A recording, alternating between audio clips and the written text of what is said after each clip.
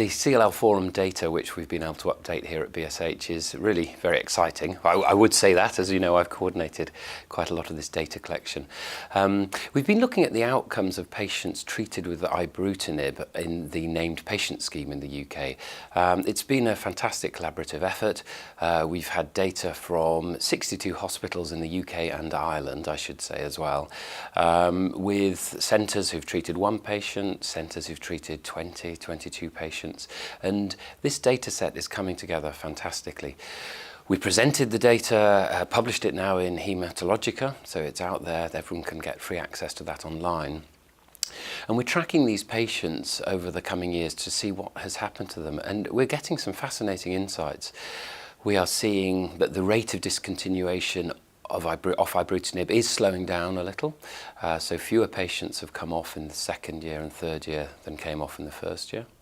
We're seeing that the reasons for discontinuation are changing, so early on there were a lot of patients coming off with infection, Richter's transformation. Actually, fewer patients were coming off early with progressive CLL, but that's increasing as the time goes by, so more patients are coming off with progressive CLL relatively. But overall, the numbers of patients coming off are reducing. It's interesting actually tracking what happens to those patients. So clearly the patients who come off with Richter's, they have very, very poor outlook in UK practice.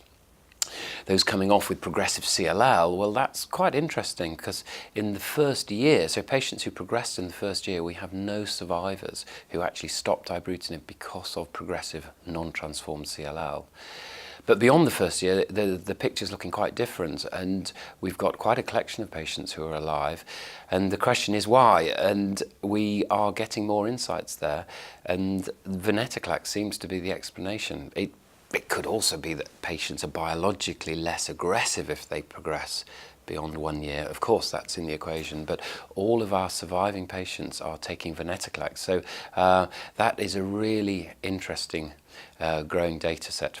We're also tracking the effect of dose reduction and treatment breaks, and that is another really interesting area.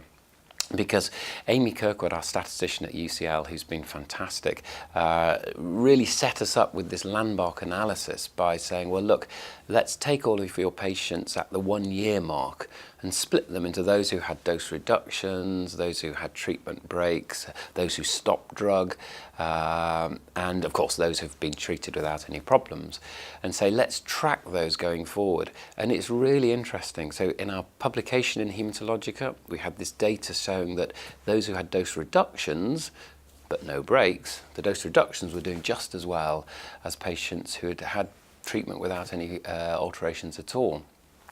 In contrast with patients who had treatment breaks, they seemed to be doing less well, so off therapy for over 14 days. And now with 14 months additional follow-up, we've really reinforced that picture. We've got the Kaplan-Meier plots separating off for those patients who have had treatment breaks in the first year, in contrast with those who've been treated without any changes or dose reduction seem to be doing equally well.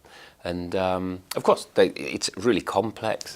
There are a lot of co-associated issues such as comorbidities and fitness, and if you're less well, you're more likely to have had treatment breaks. But be that as it may, I think the data is looking really interesting. We don't seem to be compromising our patients' outcomes if they've had dose reductions, but breaks off therapy, longer breaks off therapy, well, perhaps that does seem to be having more of an impact.